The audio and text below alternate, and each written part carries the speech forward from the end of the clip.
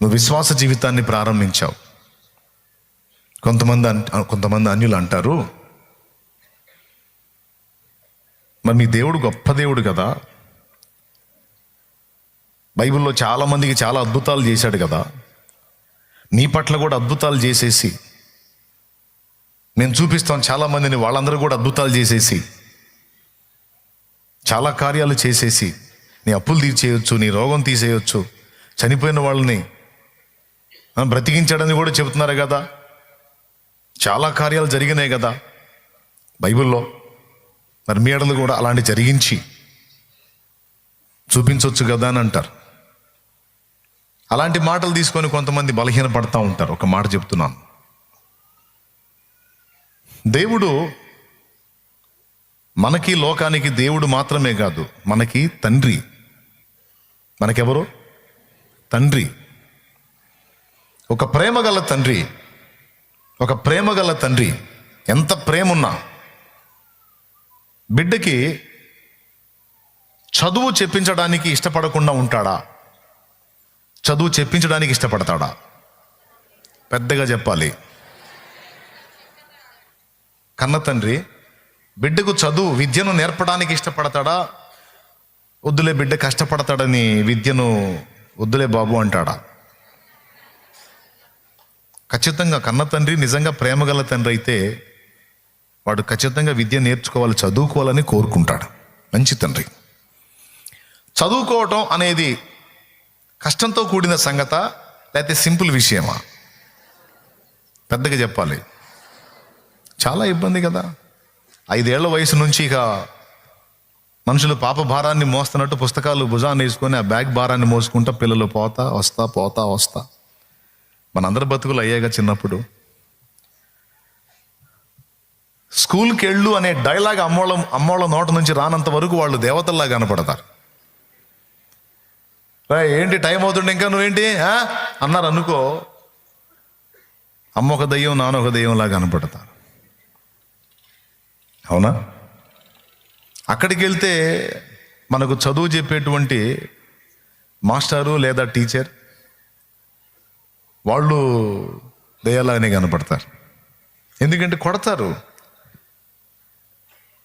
ఒక ఏజ్ వచ్చిందాక తంతానే ఉంటారు వాళ్ళు మనకి చదువు సరిగా రావడం కోసం. ఈ బరువు మోసుకెళ్ళాలి, టైం అంతా అక్కడే కూర్చోవాలి, అన్నీ కంట్రోల్ చేసుకోవాలి, ఫ్రీ ఉండదు. ఏదన్నా తేడా వస్తే కోటింగ్ ఉంటుంది. ఇంటికాడ అమ్మా నాన్న కొట్టరు, కానీ స్కూల్కి వెళ్తే వాళ్ళు దంతుంటారు. శ్రమతో కూడిన పని. అది ఎన్ని సంవత్సరాలయా? 5 సంవత్సరాల ప్రాయం నుండి దాదాపు 20-21 సంవత్సరం వయసు వచ్చిందా చదువుతానే ఉండాలి. విద్య నేర్చుకుంటానే ఉండాలి. ఎంత కష్టం. ఇదంతా చూసినప్పుడు అసలు మనకేమనిపించాలి? మన నాన్నకు అసలు మనం అంటే ప్రేమ లేదు. మన అలా ఫ్రీగా వదిలేయకుండా ఈ పనికి మాలిన పని అంతా మన చేత చేపిస్తున్నాడు అందామా అనలేంగా. ఎందుకు నాన్న 5 ఏళ్ల ప్రాయంలో మనల్ని స్కూల్లో చేర్చి అక్కడి నుంచి దాదాపు 21 సంవత్సరం వచ్చిన దాకా నువ్వు చదవాలని చెబుతానే ఉంటాడు.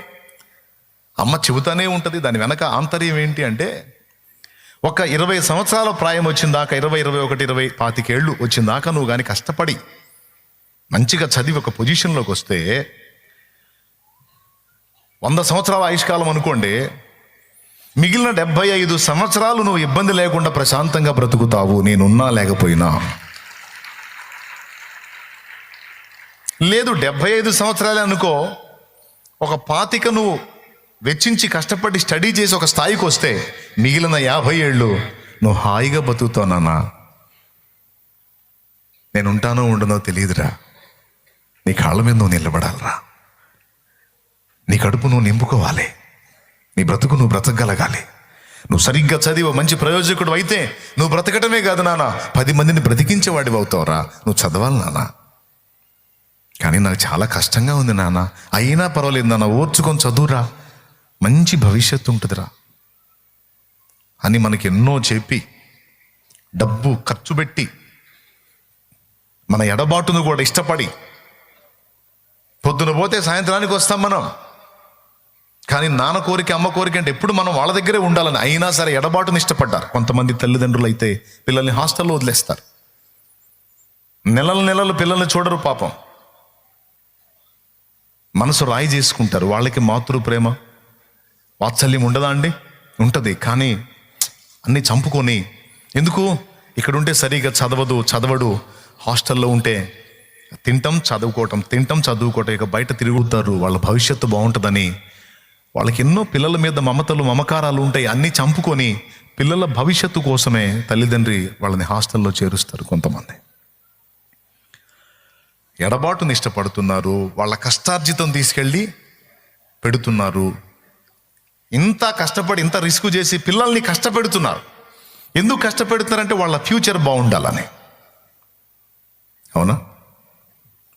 మరి తల్లిదండ్రి చేసింది న్యాయమేనా? అలా చేస్తే న్యాయమా, చేయకపోతే న్యాయమా? అది చేస్తేనే న్యాయం అన్నోళ్ళు చేతులు ఎత్తండి. పిల్లల కోసం తల్లిదండ్రి ఆ విధంగా చేయకపోతే అది న్యాయమా, అన్యాయమా? అన్యాయం. రైట్. దేవుడు కూడా అదే చేస్తున్నాడని నేను చెప్తున్నాను. తల్లిదండ్రి ఈ భౌతిక జీవితం కోసం వాళ్ళ కష్టార్జితాన్ని తీసుకొచ్చి పెట్టి వాళ్ళ ప్రేమలన్నిటినీ చంపుకొని త్యాగం చేస్తూ బిడ్డలకు విద్య నేర్పుకుంటున్నారు. ఎందుకంటే ఒక 25 ఏళ్ళు వీడి కష్టపడితే నెక్స్ట్ 50 ఏళ్ళు వాడు సుఖంగా ఉంటాడు అని. ఒకడికి చేయి జాపకుండా, ఒకడి దగ్గరికి వెళ్ళి దేహి అనకుండా, ఆకలితో వాడు పస్తులుండి చచ్చిపోకుండా, మేమున్నా లేకపోయినా వాడు బ్రతుకుతాడు, నలుగురికి అన్నం పెట్టగలుగుతాడు, వాడు బాగుంటాడన్న ఆశతో అని ఫ్యూచర్ని దృష్టిలో పెట్టుకొని తల్లిదండ్రి అలా తపన పడతాడు. ఫ్యూచర్ని దృష్టిలో పెట్టుకొని ఏమాత్రం ఫ్యూచర్ అది అంటే 50 ఏళ్ళు, దానికోసం వెచ్చించిన టైం 25 ఏళ్ళు. ఇప్పుడు మీరు ఆలోచించండి, యాజ్ ఇట్ ఈజ్గా తండ్రి మన దేవుడు కూడా మనకు దేవుడు సిద్ధపరిచినటువంటి సుదీర్ఘ కాలం, అసలు కాలమే లేనిది, అది నిత్య జీవం. ఆ నిత్య జీవంలో యుగ యుగాల సంతోషకరమైన అనుభవాల్లో, ఆనందకరమైన జీవనంలో, ఏలికలుగా ఏలుబడి చేసేటువంటి అంతస్తులో మనల్ని ఉంచగోరి మనకు అనుభవం కోసం, శిక్షణ కోసం, ట్రైనింగ్ కోసం ఈ భూమి మీద కొన్ని పరిస్థితులు, ప్రతికూలతలు మన జీవితంలోకి అనుమతిస్తున్నాడు. ఇదంతా విద్య నేర్పడానికి. ఏం నేర్పడానికి బ్రదర్? నిద్ర వచ్చిన వాళ్ళు స్తోత్రం చెప్పండి. ఏం నేర్పడానికి సిస్టర్స్?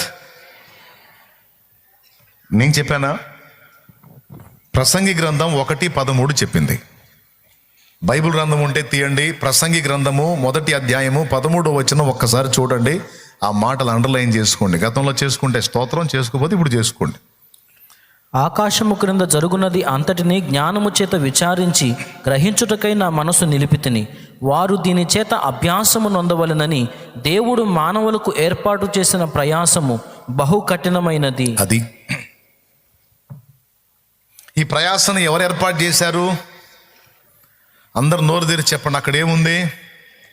ఈరోజు నువ్వు పడుతున్న ప్రయాస, ఒక్కొక్కళ్ళు ఒక్కొక్క విధమైన ప్రయాస, ఒక్కొక్క విధమైన సమస్య, ఒక్కొక్క విధమైన వేదంతో నలుగుతున్నారు. అస్సలు నాకు ఏ వేదన లేదయో, ప్రశాంతంగా ఉన్నాను నేను అన్నోళ్ళు చేతులు ఎత్తండి. ఒక్కళ్ళు కూడా చేయత్తలా. అంటే ఎవరికి తగ్గ వేదన వాళ్ళని వెంటాడుతానే ఉంది. ఒకవేళ ఆన్లైన్లో మనకి ఆ జూమ్లో కనపడుతున్న వాళ్ళని అడుగుదాం, నాకు అసలు ఏ వేదన లేదు, నేను అంత ప్రశాంతంగా ఉన్నాను అన్నోళ్ళు ఎవరైనా వాళ్ళల్లో అని చేతులు ఎత్తొచ్చు? లేదు, వాళ్ళు కూడా చేతులు ఎత్తలా. ఏమండి, అమెరికాలో ఉన్న వాళ్ళు చేతులు ఎత్తలా, ఇండియాలో ఉన్న వాళ్ళు కూడా చేతులు ఎత్తలా.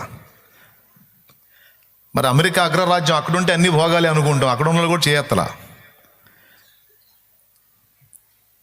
అంటే ఎవరికి తగ్గ బాధ, ఎవరికి తగ్గ వేదన వాళ్ళకు ఉంది. ఒక మాటలో చెప్పాలంటే బాధ, వేదన, ప్రయాస లేని మనిషి అంటూ ఈ భూమి మీద ఎవ్వరూ లేరు.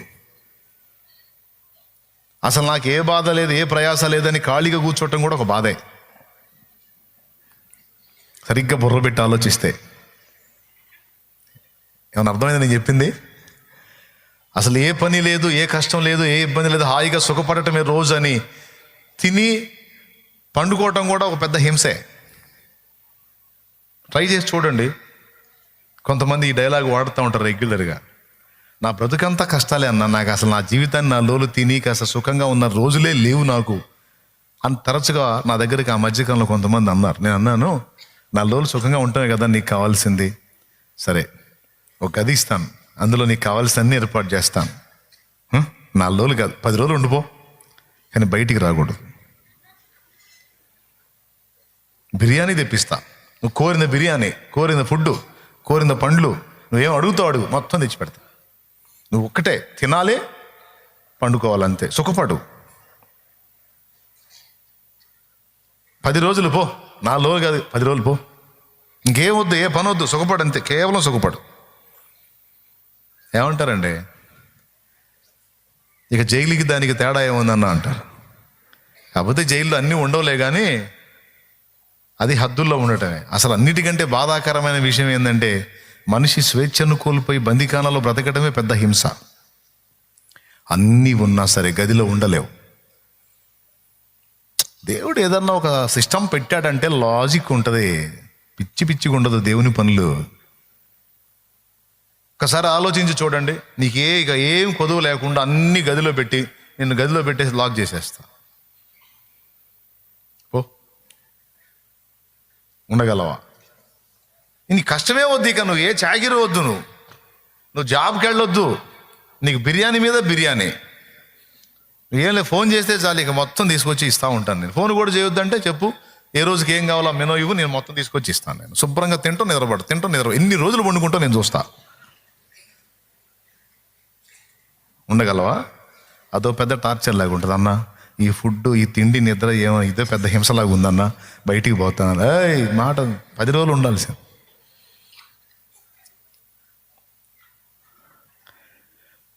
ప్రతి నరునికి వేదన అనేది ఉంది, ప్రయాస అనేది ఉంది, బాధ అనేది ఉంది, కష్టము అనేది ఉంది, ఇబ్బంది అనేది ఉంది. అది ఏదో ఒక రూపంలో మీకు దగ్గర, మీకుంటే నాకు దగ్గర, మనల్ని విమర్శించేవాడికి కూడా వాడికి తగ్గదు వాడుకుంది. ఒక పాట పాడాలనిపిస్తుంది. పృథ్వీలో నముళ్ళ పొదలు మొలిపించినావు, ప్రతి నరుని జీవితాన ముళ్ళుంచినావు. పృథ్వీలో నముళ్ళ పొదలు ఒలిపించినావు, ప్రతి నరుని జీవితాన ముళ్ళుంచినావు. వెదుకగా ప్రభువుకే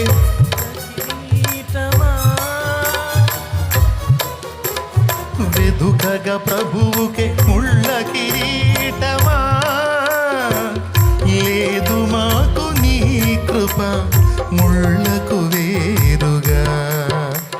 చాలునయ్య నీ కృప నా జీవితానికి, సాగిపోదు యేసయ్యా సాగరాలే ఎదురైనా, సాగిపోదు యేసయ్యా సాగరాలే ఎదురైనా.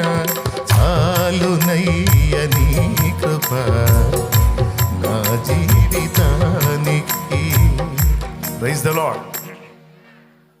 బైబిల్ మొత్తం పరిశీలించుకోండి. భూమి మీదికి మన కోసం వచ్చిన యేసయ్య కూడా తప్పలా ప్రయాసపడటం, శ్రమ పడటం, వేదన పడటం, దుఃఖపడటం, బాధపడటం అనే ఏ నరుని జీవితాన్నైనా పరిశీలించండి, ఎవ్వటికైనా తప్పదు ఇదే. ఇక క్రీస్తు యేసునందున్న మనకైతే మరీ నిశ్చయం. అందుకే నేను రక్షణ పొందడానికి వచ్చిన వాళ్ళు ముందే అడుగుతాను, నేను ఏమన్నా అనుకున్నవి జరుగుతాయి, కోరిన కోరికలు తీరతాయి అని ఏమన్నా వచ్చావా అంటే, లేదు లేదు, ప్రభురాజ్యములో చేరడానికి, పాపక్షమాపణ పొందడానికి, ఆత్మరక్షణ కొరకు వచ్చాను. మరి అట్లయితే మరి దేవుడిచ్చే ట్రైనింగ్లో కొన్ని శ్రమలు ఉంటాయి, అనుభవించాల్సి ఉంటుంది. కొన్ని నేర్చుకోవడానికి, కొన్ని నేర్పడానికి కొన్ని పరిస్థితులు అనుమతిస్తాడు దేవుడు. అంటే సంతోషంగా దీన్ని సపోర్ట్ చేస్తూ బైబిల్లో అనేక వచనాలు ఉన్నాయి. నేను చెప్పిన ఈ విషయాన్ని సపోర్ట్ చేస్తూ బైబిల్లో అనేక వచనాలు ఉన్నాయి. ఇప్పుడు ఇక్కడ ఏమన్నాడు? వారు దీని చేత అభ్యాసము నొందవలెనని దేవుడు మానవులకు ఏర్పాటు చేసిన ప్రయాసము బహు కఠినమైనది. అభ్యాసం అన్న దగ్గర ఒక సంఖ్య వేసి కింద పుట్నోట్లో దాని మూల పదం రాస్తాడు. శిక్షణము అంటే ఏంటండి? ఇంగ్లీష్లో చెప్పండి.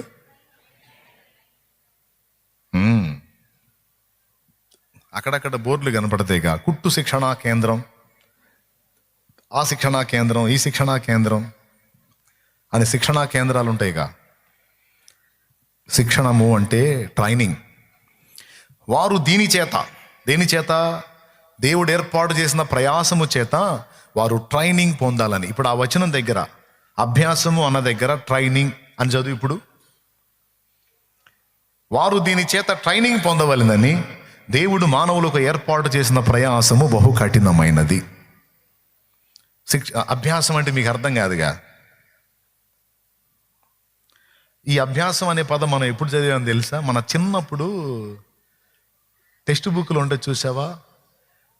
అభ్యాసం 1, అభ్యాసం 2, అభ్యాసం 3 అని.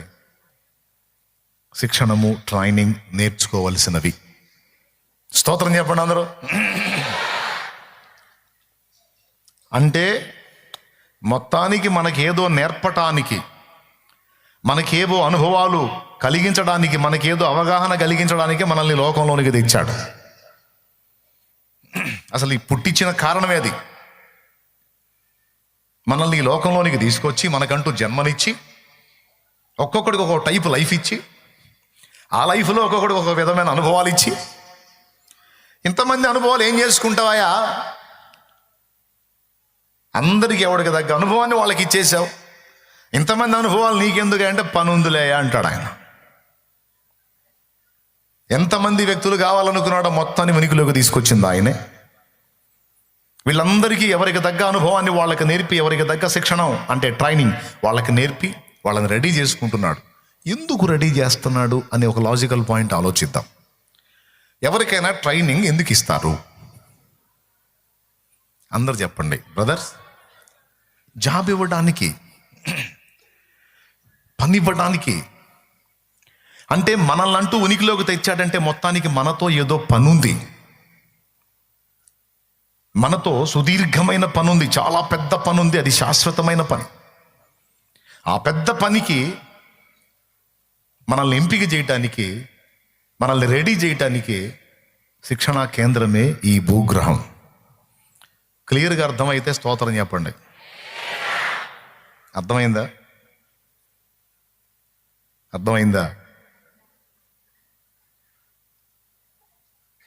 కాకపోయినా చేయగలిగింది ఏం లేదు. ఇంత తేటగా చెప్పినా అర్థం కాకపోతే ఆసుపత్రిలో చూపించుకోవాలి. అర్థమైతే స్తోత్రం చెప్పుకోవటమే. ఎవరికైనా ట్రైనింగ్ ఇస్తున్నారు అంటే అర్థం ఏంటండి? వాళ్ళకి జాబ్, ఏదో బాధ్యత, ఏదో పని ఇవ్వబోతున్నారు. అందుకుగాను ముందు ట్రైనింగ్ ఇస్తారు. పోలీస్ పని ఇవ్వడానికి ముందు ట్రైనింగ్ ఇస్తారు. సాఫ్ట్వేర్ ఇంజనీర్ కూడా ముందు ట్రైనింగ్ ఉంటుంది. అట్లా ఏ ఫీల్డ్ అయినా చూడు, ఆఖరికి సేవ చేసే సేవకుడిగా వచ్చి ఇక్కడ నిలబడి వాక్యం చెప్పాలన్నా కూడా వానికి ముందు అవగాహన కల్పించాలి. లేకపోతే వచ్చి ఏం మాట్లాడతాడో వాడికి తెలియదు. ఫ్లైట్ ఎక్కడో లేచి ఏడో దిగిద్ది, వినేవాళ్ళకి మైండ్ పోయిద్ది. ఏది చేయాలన్నా సరే ముందు అవగాహన కావాలి. మనకంటూ ఈ భూగ్రహం మీదకి తీసుకొచ్చి ఒక 100 ఏళ్ల ఆయుష్కాలంలో ఏం చేయాలనుకుంటున్నాడో, మన ద్వారా ఏం సాధించాలనుకుంటున్నాడో మొత్తానికి మనల్ని అయితే శిక్షణా కేంద్రంలో ఏమండి పిల్లల్ని స్కూల్లో చేర్చినట్టు, హాస్టల్లో చేర్చినట్టు మనల్ని భూగ్రహంలో చేర్చాడు. నాన్న ఎక్కడున్నాడు? నాన్న ఆయన ఇంట్లో ఆయన ఉన్నాడు. పిల్లలమైన మనల్ని ఎక్కడ చేర్చాడు? భూగ్రహం అనే హాస్టల్లో చేర్చాడు. అర్థమైందా? ఇక్కడ మనం చదవాల్సిన చదువు కంప్లీట్ అయిన తర్వాత, మనకు రావాల్సిన జ్ఞానం వచ్చిన తర్వాత, మనం నేర్చుకోవాల్సిన అనుభవం నేర్చుకున్న తర్వాత ఇక నీ ట్రైనింగ్ అయిపోయింది బేటా వచ్చే అంటాడు. చిన్న పిల్లలుగా ఉన్నప్పుడు మన ప్రవర్తన ఎలా ఉంది? చదువుకెళ్ళి చదువుకొని ఒక ఏజ్కి వచ్చేటప్పటికి మన మైండ్ సెట్ ఎలా మారింది? చిన్నప్పుడు అన్నీ నాన్న చెప్పేవాడు మనకి, అన్నీ తప్పులే, పిచ్చి పిచ్చి పనులన్నీ చేస్తాం, పిచ్చి పిచ్చి కోరికలన్నీ కోరుతాం. అవునా? పిచ్చి చేష్టాలన్నీ చేస్తాం. కానీ ఒక ఏజ్కి వచ్చేటప్పటికి అటు చదువు వల్ల ఇటు సమాజంలో అనుభవాల వల్ల కొంచెం కాస్త అవగాహన పొంది చివరికి ఏ స్థాయికి వస్తామంటే అది కరెక్ట్ కాదు నాన్న, అలా చేయకూడదు, ఇట్లా చేస్తే బాగుంటుంది అని నాన్నకే సలహాలు ఇచ్చే స్థాయికి వెళ్తాం. ఎంతమంది ఒప్పుకుంటారు? చెప్పరేమయ్యా, మీ నాన్నకు ఆలోచన చెప్పలేదా నువ్వు? నువ్వు లైన్లోకి వచ్చేసరికి ఆయన పోతే చేయగలిగింది ఏం లేదు. నువ్వు లైన్లోకి వచ్చేసరికి ఆయన పోతే చేయగలిగింది ఏం లేదు మా. ఒకవేళ ఆయన ఉంటే పిల్లగా ఉన్నప్పుడు పొద్దస్తమానం నీకు చెప్తాడు, నువ్వు అడుగుతానే ఉంటావు, నీకు చెబుతానే ఉంటాడు. కానీ ఒక ఏజ్కి వచ్చేసరికి సమాజం కొన్ని అనుభవాలు నేర్పుతుంది, చదువు కొన్ని పాఠాలు నేర్పుతుంది. వెరసి నాన్న ఎలాగైతే కొన్ని అనుభవాలు పొంది ఘనుడయ్యాడు, అలాగున నువ్వు కూడా అనుభవాలు పుట్టగా మారిపోతావు. మరి ఎదిగే కొద్దీ పిల్ల చేష్టాలన్నీ మానేసి పెద్దవాళ్ళ ప్రవర్తించటం, బాధ్యతల్లోకి రావటం, అట్లా చేసి ఫైనల్గా నాన్నకే ఆలోచన చెప్పే స్థాయికి వస్తావు. అప్పుడు తృప్తి చెందుతాడు నాన్న. ఓ మంచి సలహా మీ నాన్నకి చెప్పి అది సక్సెస్ అయిందనుకో, 100 మందికి చెప్తాడు ఆయన. మరే సుబ్బారావు ఇట్రా కూర్చో, మావాడు అది ఇక ఆ మావాడి సంగతి మొదలు పెడతాడు. వాడు మనం నిన్నమొన్నటిదాకా అంత పిల్ల చేష్టాన్ని చేశాడు కదా, మనవాడు మాట్లాడుతుంటే అసలు నాకు ఎంత ఆశ్చర్యం వేసిందంటే, మావాడు పెద్దోడయ్యాడా 30 ఏళ్ళు వచ్చినాడు పెద్దోడు కాడంటాయా? 30 ఏళ్ళయా? వాడు నిన్నమొన్నటిదా పిల్లోళ్ళనే ఉంటే వాడి సలహా ఫలిస్తే, వాడు మంచి ఆలోచనకర్తగా మారితే వాడిని బట్టి ఎంత ఆనందపడతాడంటే, దొరికినోడు కలిగి చూద్దాడు, ఎక్కడ్రా ఎట్రా కూర్చో మావాడు అని మొదలు పెడతాడు. ఈయన సంగతి చెప్పడు ఇక మావాడిలా. ఎందుకు అంటే మావాడు పెద్దోడాడండి, మావాడు మంచి ఆలోచన చెప్తున్నాడు, మావాడు చెప్పిన అసలు నాకే కొన్ని తెలియని మావాడు చెప్పాడు అని ఎంత హ్యాపీగా ఫీల్ అవుతాడంటే అంత సంతోషం. అవునా? యాజ్ ఇట్ ఈజ్గా ఆయన కూడా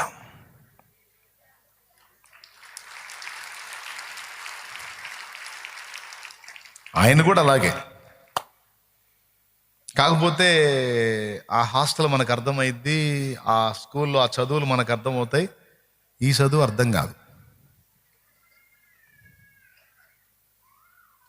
కానీ ఆశ్చర్యం చెప్పనా, ఆ నాన్న మనకు ఫీజు కట్టి హాస్టల్లో చేర్చినట్టు ఈ నాన్న కూడా మనకు కావలసినవన్నీ ఎప్పటికప్పుడు ఇస్తూ ఉంటాడు.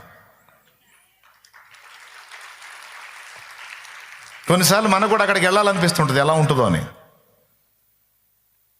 ఫ్లైట్లో ఎక్కితే పరలోకం తీసుకెళ్తారంటే అప్పు చేశాను ఎక్కేవాళ్ళం. స్తోత్రం. ఏమండి, రాకెట్ ఎక్కితే పరలోకం తీసుకెళ్తారంటే ఆస్తులు అమ్మైనా సరే రాకెట్ ఎక్కేవాళ్ళం. అక్కడ మా నాన్న ఉంటాడు, ఆయన చూడాలి. ఒక పరితాపం, ఒక తపన.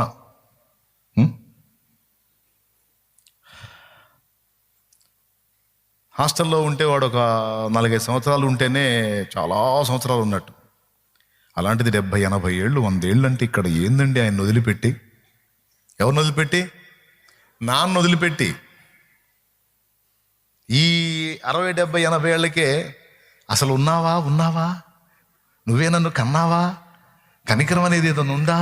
ఉంటే ఒక్కసారన్నా కనపడాలి కదా, కనీసం దగ్గరకు వచ్చి ధైర్యం చెప్పాలి కదా. అడ్రస్ లేవు.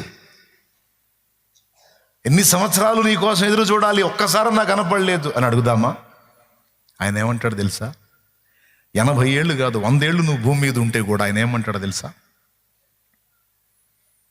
ఎంతసేపు అయిందిరా నా దగ్గర నుంచి నువ్వు వెళ్ళి అంటాడు ఆయన. ఎంతైంది? 100 ఏళ్ళు అంటావు నువ్వు. ఒరే, నా దృష్టికి 1000 ఏళ్ళు ఒక సంవత్సరం లాగుంది, ఒక దినం లాగుందిరా, ఒక రోజు లాగుంది అంటాడు. సంవత్సరం కాదు, రోజు. 1000 ఏళ్ళు ప్రభు దృష్టికి ఒక దినము. ప్రభు దృష్టికి ఒక దినము 1000 సంవత్సరముల వలెను, 1000 సంవత్సరములు ఒక దినము వలెను ఉన్నాయని రాస్తుంది బైబిల్లో. 1000 ఏళ్ళు ఒక దినం అయితే ఇప్పుడు మనం బతికిన 100 ఏళ్ళు నిమిషాల్లోకి వచ్చిద్దా, సెకండ్స్లోకి వచ్చిద్దా?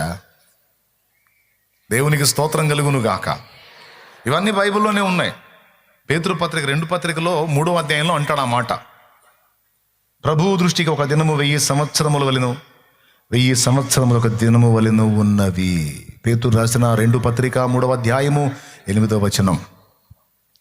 ప్రియులారా, ఒక సంగతి మర్చిపోకుడు, ఏమనగా ప్రభు దృష్టికి ఒక దినం 1000 సంవత్సరముల వలెను, 1000 సంవత్సరం ఒక దినము వలెను ఉన్నాయి. దీన్ని బట్టి ఆలోచించండి, ఇప్పుడు ఎంతకాలం అయింది మనం తండ్రిని వదిలిపెట్టి, తండ్రి మనల్ని వదిలిపెట్టి? నిమిషాల్లోకి వచ్చిద్దా, సెకండ్స్లోకి వచ్చిద్దా? ఈ లెక్క ప్రకారం కదా, చాలా తక్కువ. దానికే మనకు సుక్కలు కనపడుతున్నాయి. నేనేమన్నా కల్పించి చెబుతున్నానా, లేఖనాల్లో ఉందా? ఇది అర్థమైతే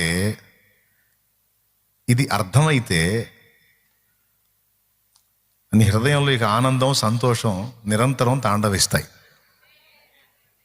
నీకు ఎదురయ్యే పరిస్థితులన్నీ కూడా నీకు సంతోష కారణాలే అవుతాయి తప్ప దుఃఖ సహితము కావు. అర్థమైందా? మ్యాటర్ అర్థమైతే విద్య సంతోషంగా నేర్చుకుంటాం, అర్థం కాకపోతేనే హింసగా ఫీల్ అవుతాం. హాయిగా ఆడుకునేవాడిని టయానికి తన్ని బడికి పంపిస్తుంటే నేను అనుకున్నాను,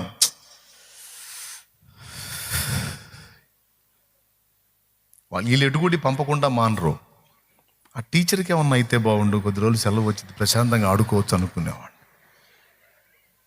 వీళ్ళకి ఏం కాకూడదు, అమ్మా నాన్న కదా వీళ్ళు బతికుండాలి, ఎందుకంటే బాగుండాలి, నాకు ఫుడ్ పెట్టాలి కదా. టీచర్ ఏం లేదు, కొడుతుంది కాబట్టి ఆమెకేమన్నా అయితే బాగుండు, ఒక వారం 10 రోజులు సెలవు వచ్చింది, ఆ కోటింగ్ తప్పిద్ది, నేను బడికి పోయే పరిస్థితి తప్పిద్ది. కనీసం 1 నెల రోజులు ఆమె బెడ్ మీద నుంచి లేవకూడదు. అట్లాంటి దిక్కుమాల కోరికలు వచ్చాయి నాకు. ఎందుకు? ఆ బాధ పడలేక. రాసిద్ది, కొన్నిసార్లు రాయమంటది, రాయకపోతే అదే పలక తీసుకొని పెటా బాధిద్ది. తర్వాత తొడపాసం పెట్టుద్ది. ఇక ఆమె ఎలా తిప్పుద్దో అలా తిరిగిపోవటమే.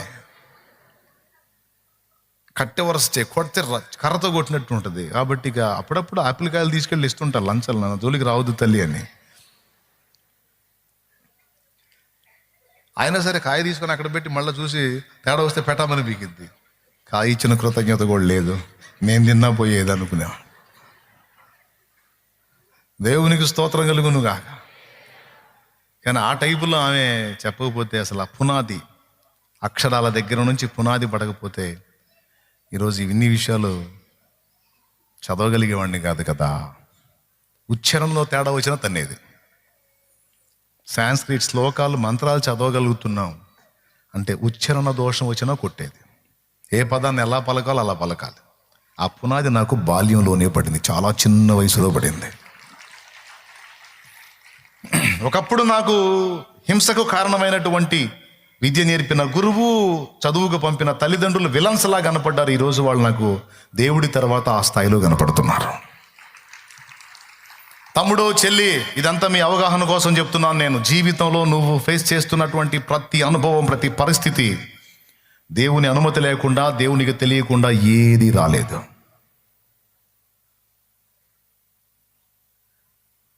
దేవుడు వారు దీని చేత ట్రైనింగ్ పొందడానికి మానవులకు ఏర్పాటు చేసిన ప్రయాసము బహు కఠినమైనది. ఇదొకటేనా?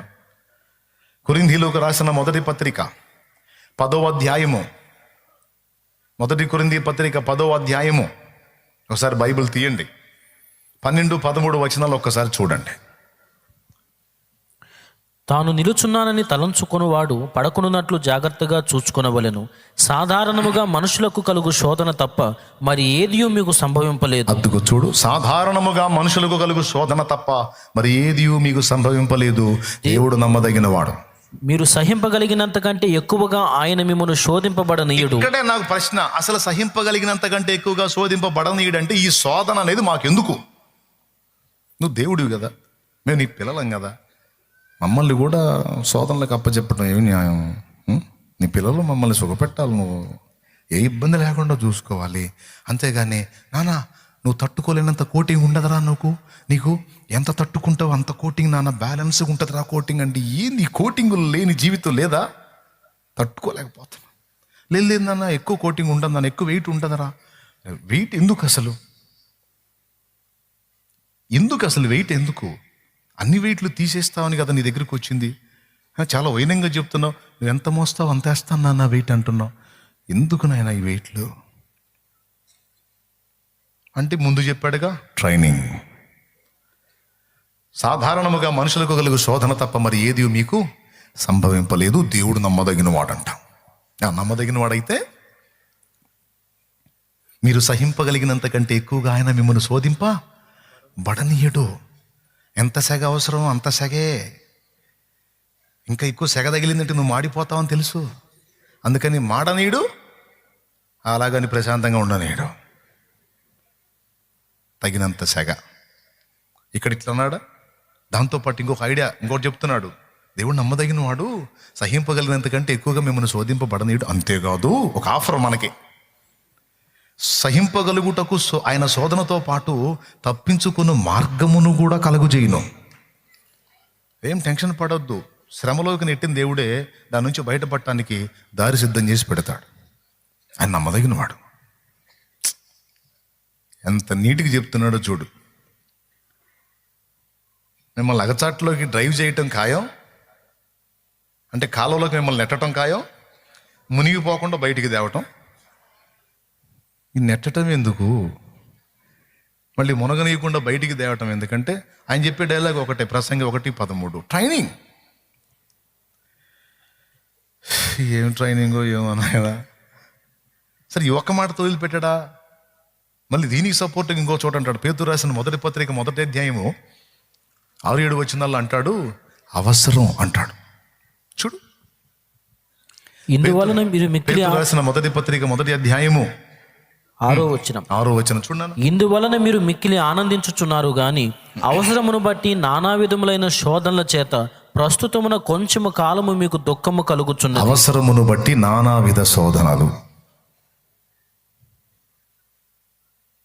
అక్కడేమో ట్రైనింగ్ అంటాడు, ఇక్కడేమో సహింపగలిగినంతే అంటాడు. మళ్ళీ ఇటు వచ్చి అవసరం. అందుకే నేనేం చేశానంటే మళ్ళీ మర్చిపోకుండా పరిశుద్ధాత్మ ప్రేరణలో పాట రాసుకున్నా. అవసరాన్ని బట్టి అగ్ని వంటి శ్రమలు కలుగుచున్నవని తెలిసి కలత చెందబోకు. అవసరాన్ని బట్టి అగ్ని వంటి శ్రమలు కలుగుచున్నవని తెలిసి కలత చెందబోకు. నిన్ను పిలిచిన దేవుడు నమ్మదగినవాడు. శోధనలో నిన్ను విడిచిపెట్టిపోడు.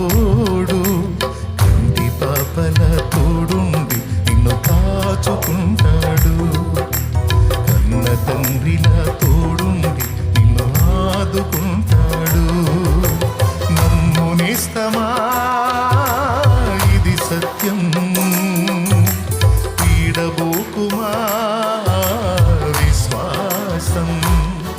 నీ ఆశ నిరాశ కానే కాదు, వేదన ఎందుకు.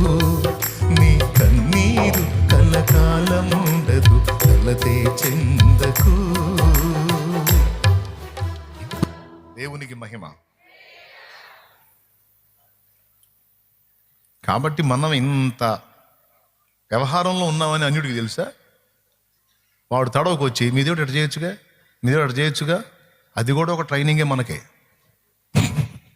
వాళ్ళు ఆ టైపులో వచ్చి మనల్ని శోధించడం కూడా ట్రైనింగ్లో భాగమే. అదే మా బాధలతో మేం చేస్తుంటే ఈడు కూడా తడవకు వచ్చి మీ దేవుడు ఎట్ట చేయొచ్చుగా, మీ దేవుడు ఎట్ట చేయొచ్చుగా, మీ దేవుడు ఉంటే జరిగిద్దా, అసలు మీకు ఏం చేశాడు. మరి అంతే కదా, మన పక్కన ఒకడు చేరి మనం వెంబడిస్తున్న వానికి వ్యతిరేకంగా మాట్లాడుతుంటే అప్పుడు మన ఫీలింగ్స్ ఏంటనేది అక్కడ అబ్జర్వ్ చేస్తూ ఉంటాడు. ఇది కూడా ట్రైనింగ్, ఇది కూడా టెస్టింగ్. Training testing. మన చదవంతా అదేగా. చదవటం, ఎగ్జామ్ రాయటం, ఫెయిల్ అయితే మళ్ళీ చదవటం, మళ్ళీ రాయటం. ఉన్నదంతా ఇక్కడే ఉంది తమ్ముడు. స్తోత్రం చెప్పు, చెప్పు, గట్టిగా చెప్పు. నిద్ర వస్తే టీ తాగాని సరే చదవాల్సిందే. టీ తాగాని చదవాల్సిందే. ఆల్ నైట్లో కూటంలో వాక్యం కూడా టీ తాగాని సరే వినాల్సిందే అన్నట్టు. నిద్రలు మేలుకొని చదివి కూడా ఎగ్జామ్ రాయాలి, ఫెయిల్ అయితే మళ్ళీ చదవాలి, రాయాలి, పాస్ అయిన దాకా రాయాల్సిందే. అన్ని పాస్ అయ్యామా, అప్పుడు పై తరగతి. ఆ, మళ్ళా ఇప్పుడు మీరు గమనించారో లేదో, మన సమస్యలన్నీ ఒక్కొక్క ఏజ్లో ఒక్కొక్క టైప్లో వస్తాయి మనకి. ఇది కూడా రాసుకోండి, ఇంట్రెస్టింగ్ భలే ఉంటుంది మ్యాటరు. పిల్లలప్పుడు మనకి వేరే సమస్యలు లేవు, అప్పులు కూడా ఉందా మనకి, అమ్మాయి చూసుకుంటారు, మనకెందుకు. వాళ్ళు తన్నుకుంటా జుట్లు పీక్కుంటా ఉన్నా సరే మనం గోళీలు జేబులో పోసుకొని ఆడుకుంటాను పోతాం. ఎందుకంటే తన్నుకున్న జుట్లు పీక్కున్న టయానికి ఫుడ్ వండుతారు, తింటాం. మన కోసమే వాళ్ళు మళ్ళీ సమాధానం పడాలి. అప్పుడు మనకు అప్పులు గొడవ లేదు, ఆర్థిక సమస్య లేదు, పనికి వెళ్ళాలన్న సమస్య లేదు, బడికి వెళ్ళటమే మనకి సమస్య అప్పుడు. కాకపోతే ఆ బడికి వెళ్ళటమే మనకి కొండంత సమస్యలాగా ఉండేది అనుకో. తర్వాత అక్కడి నుంచి కొంచెం పెద్ద అయిన తర్వాత కొంచెం ఫ్యామిలీ బాధ్యతలు, బర్డెన్స్ తెలుసుకున్న తర్వాత కొంచెం కొద్దిగా మారుతుంటాయి. తర్వాత కొంచెం మనం ఏజ్కి వచ్చిన తర్వాత చదువుతూ ఉండగా నాన్నకు కానీ అమ్మకు కానీ ఏదైనా సమస్య అయితే కొన్ని కుటుంబ బాధ్యతలు మోయాల్సి వచ్చింది, అప్పుడు కొంచెం వెయిట్ పడుతూ ఉంటుంది, అవునా. ఆ తర్వాత పెళ్లి చేసుకున్న తర్వాత సమస్యలు మరో రూపం తీసుకుంటాయి. అప్పుడు దాకా సింగిల్గా మనకు సమస్య. తర్వాత మన జీవితంలో ఒక పర్సన్ ఎంటర్ అవుతారు. స్త్రీ అయితే ఒక పురుషుడు ఎంటర్ అవుతాడు, పురుషుడు అయితే ఒక స్త్రీ ఎంటర్ అయితే అక్కడ నుంచి డిఫరెంట్ సమస్యలు రకరకాలు కదా. ఒక్కొక్క ఏజ్లో ఒక్కొక్క టైపు, ఒక్కొక్కటి పాస్ అవుతా వస్తుంటే డోస్ పెరుగుతూ ఉంటుంది. దేవునికి స్తోత్రం కలుగునుగాక. హల్లెలూయా. అర్థమవుతుంది కదా. ఒక్కొక్కటి రాసుకుంటా పాస్ అవుతా ఒక్కొక్క మెట్టు ఎక్కుతూ ఉంటే సమస్యలు తరగటం కాదు. మరి ఇప్పుడు 1వ క్లాస్ చదివే వాడికి 10th ఎగ్జామ్ బెటర్గా.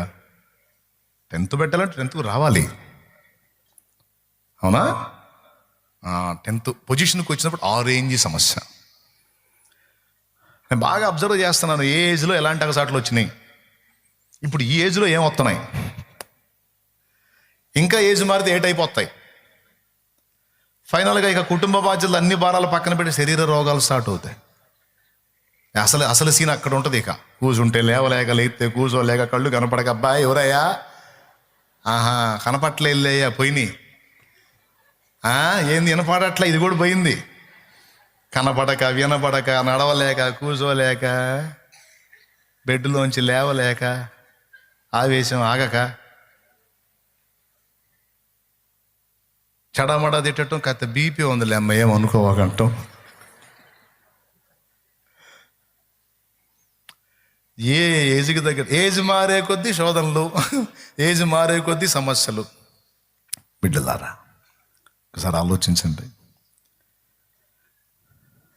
వివాహం అయినప్పుడు ఒక సమస్య, పిల్లలైనప్పుడు ఇంకొక సమస్య, ఆ పిల్లలు చదువుల విషయంలో ఒక సమస్య, వాళ్ళ భవిష్యత్తు విషయంలో ఒక సమస్య, చివరికి వాళ్ళు పెద్దోళ్ళే పెళ్ళిళ్ళు అయితే ఇంకొక టైపు సమస్య. ఇట్లా ఈ పిల్లలకి చదువులు, వాళ్ళ పెళ్ళిళ్ళ సమస్య అనేది 5వ తరగతి చదివాడికి ఉంటుందా? అసలు మన ఆత్మీయ ప్రగతి పొందే కొద్దీ, స్పిరిచువల్ లైఫ్లో మనం ఎదిగే కొద్దీ మన మీదికి వచ్చే శోధనల డోసు కూడా పెరిగిద్ది. ఇది కూడా గుర్తుపెట్టుకోండి. నువ్వు ఆధ్యాత్మిక ప్రారంభ దశలో ఉన్నప్పుడు వచ్చే శోధనలు వేరు, నువ్వు పరాకాష్ఠకు చేరువయ్యే కొద్దీ వచ్చే శోధనలు వేరు. ఆ దశలో ఉన్నప్పుడు నేర్చుకోవాల్సిన అనుభవాలు ఆ దశలో, ఈ దశకు వచ్చినప్పుడు నేర్చుకోవాల్సిన అనుభవాలు ఈ దశలో. టోటల్గా అవసరం అండ్ అనుభవం 3వది ఎంతో, అంతే.